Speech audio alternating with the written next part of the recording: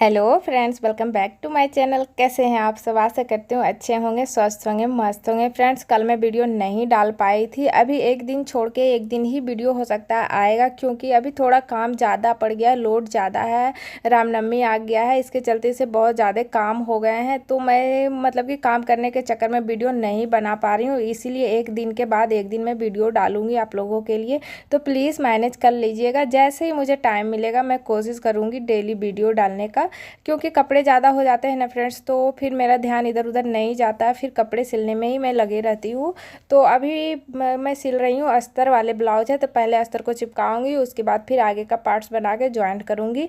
एक ब्लाउज बना के ही मैं उठने वाली हूँ, तो फटाफट से इसे मैं बना रही हूँ और साथ साथ में आप लोगों के लिए कुछ थोड़ा सा वीडियो भी बना रही हूँ। तो चलिए फ्रेंड्स, एक कॉमेंट आया था कि दीदी आप मशीन कौन से यूज करते हैं और अच्छा मशीन कौन सा होता है। तो मैं बता दूं फ्रेंड्स, सारे मशीन अच्छे ही होते हैं, लेकिन हाँ, अगर आप बुटीक के लिए अपना मशीन लेना चाह रहे हैं, बुटीक खोलना चाह रहे हैं, या फिर आप ज़्यादा कपड़े सिलाई करते हैं, आपके पास ज़्यादा कस्टमर आ रहे हैं, तो सबसे बेटर यही रहेगा कि आप बड़े वाले मशीन खरीदें या फिर मोटर लगवा लें अपने मशीन में। क्योंकि होता है ना फ्रेंड्स, अगर आप पैर से मशीन चला रहे हैं तो अगर आपके पैरों में दर्द है तो आप सिलाई अच्छे से नहीं कर पाएंगे। लेकिन हाँ, अगर आपके मशीन में मोटर लगा हुआ है तो आपको पैर से कोई मतलब नहीं रहेगा, मतलब आपके घुटनों में दर्द भी है तो भी आप अच्छे से सिलाई कर सकेंगे।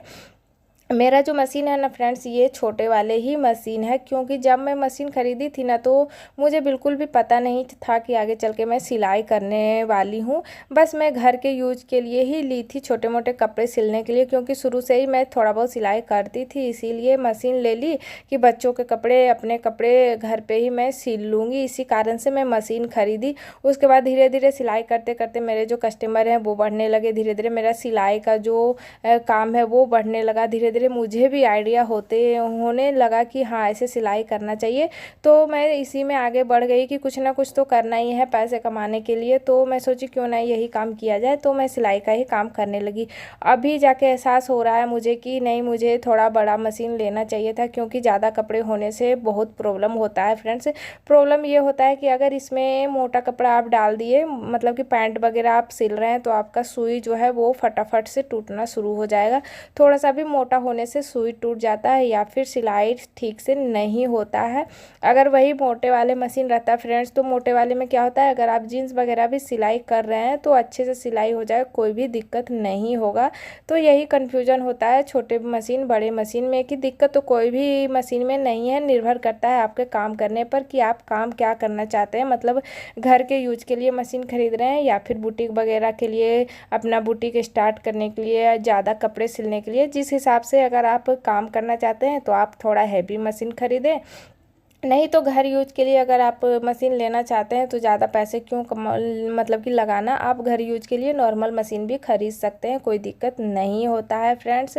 फिलहाल तो आज ना फ्रेंड्स, एक कस्टमर आई हुई थी, लड़की ही थी, एक दिन और आई थी, फिटिंग करके बोल रही थी फिटिंग करवाना है, तो फिटिंग करके मैं 5 मिनट में दे दी थी। लेकिन आज फिर से आई, वो कहीं और फिटिंग करवाई थी फ्रेंड्स, और वो क्या था ना कि एक साइड ज़्यादा एक साइड कम किया हुआ था, और बॉडी बहुत ज़्यादा है कुर्ती का, तो उन्होंने बोला कि इसे छोटा करना है, मतलब कट फिट करके। तो मैं बोली कि ठीक है कर दूंगी, लेकिन तुरंत तो नहीं हो पाएगा, क्योंकि अभी तो मेरे पास बहुत काम है, टाइम नहीं मिल पा रहा है, इसीलिए मैं 2 दिन के बाद ही दूंगी। क्योंकि फ्रेंड्स, जब कोई चीज़ बिगड़ जाता है ना तो हमें एहसास होता है कि नहीं, हमें ज़्यादा लोड लेकर के काम नहीं करना चाहिए, क्योंकि इससे हमारा जो है बहुत बड़ा नुकसान हो सकता है, हमारा टाइम बर्बाद हो सकता है। इसीलिए मैं बोली कि देखिए तुरंत तो नहीं कर पाऊंगी, लेकिन हाँ, आप 2 दिन मुझे टाइम दीजिए, मैं करके दे दूंगी, क्योंकि जो काम मैं कर रही हूँ पहले उसे करूँगी, उसके बाद ही आपका करूँगी। तो बोली चलिए ठीक है, आप 2 दिन ले लीजिए टाइम और मेरा करके दे दीजिएगा।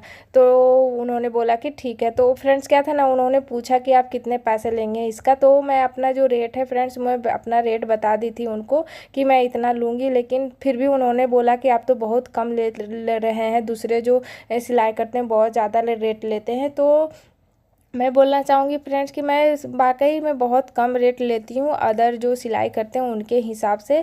मैं ये नहीं चाहती हूँ कि मैं किसी से भी ज़्यादा पैसे ले लूँ, बस मैं अपना मेहनत के पैसे लेना चाहती हूँ, जितना जिसमें मैं मेहनत करती हूँ उसी हिसाब से पैसे लेती हूँ। लेकिन आप लोग बताइएगा क्या मैं कम पैसे लेती हूँ? मैं ब्लाउज का 200 लेती हूँ, सूट का भी 200 ही लेती हूँ, अगर डिजाइन वगैरह है तो 250 ले लेती हूँ, 300 ले लेती हूँ। अगर सूट कोई वगैरह फिटिंग करना है सिर्फ, तो मैं 20 रुपीज़ ही लेती हूँ फ्रेंड्स। अगर बाजू लगाना है या तो फिर उसे खोल के फिर से सिलाई करना है तो 30 रुपीज़ तक लेती हूँ। तो आप लोग ज़रूर बताइएगा कि आप लोग की तरफ कितना सिलाई है, आप लोग कितना सिलाई लेते हैं, ताकि मुझे भी कुछ जानकारी हो जाए। क्योंकि सिलाई के मैं घर में ही सिलाई करती हूँ फ्रेंड्स, तो मैं कहीं जाती नहीं हूँ, तो मुझे भी सिलाई का ज़्यादा आइडिया नहीं है।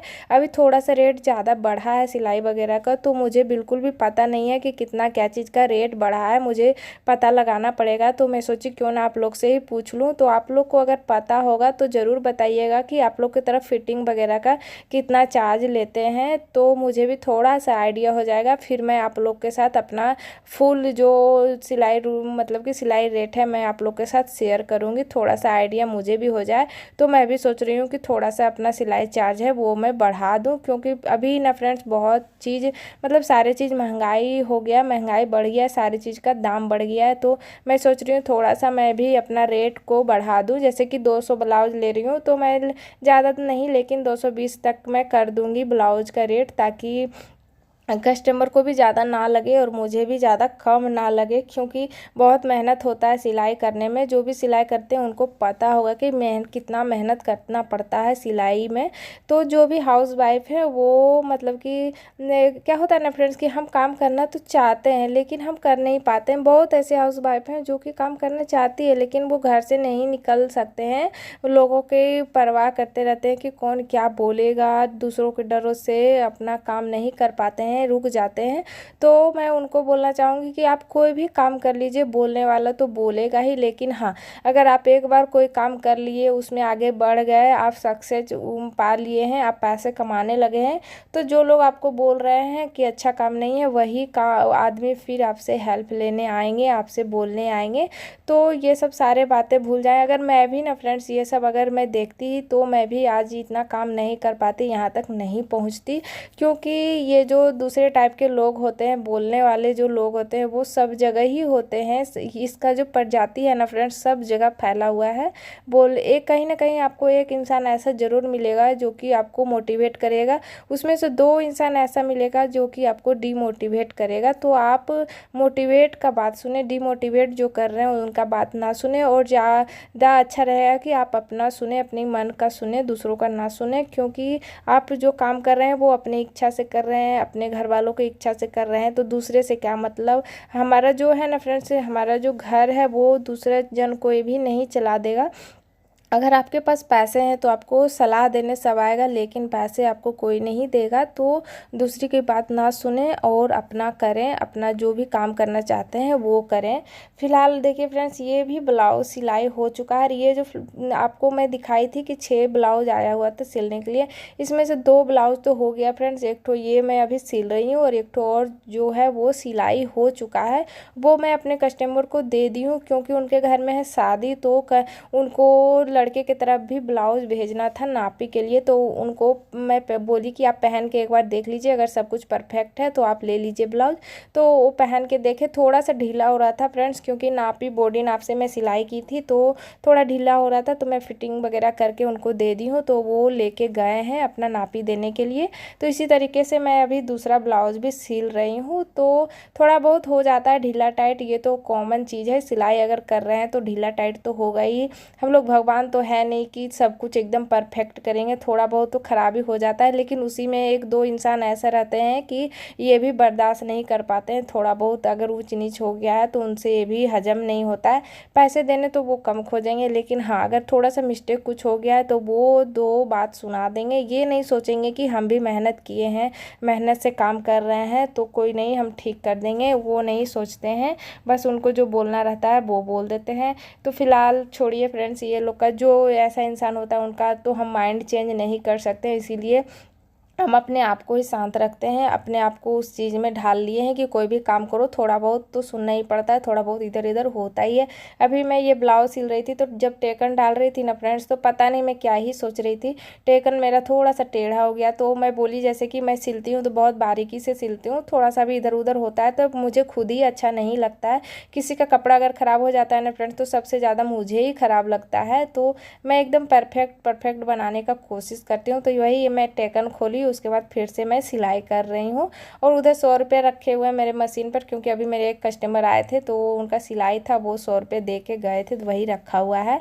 तो चलिए फ्रेंड्स, आज का वीडियो अगर आप लोगों को अच्छा लगे तो प्लीज़ एक लाइक शेयर सब्सक्राइब करिएगा। जाते जाते मिलती हूँ नेक्स्ट वीडियो में आप लोगों के लिए कुछ अच्छा, कुछ नया, कुछ स्पेशल लेकर के। तब तक के लिए आप सभी को बाय बाय।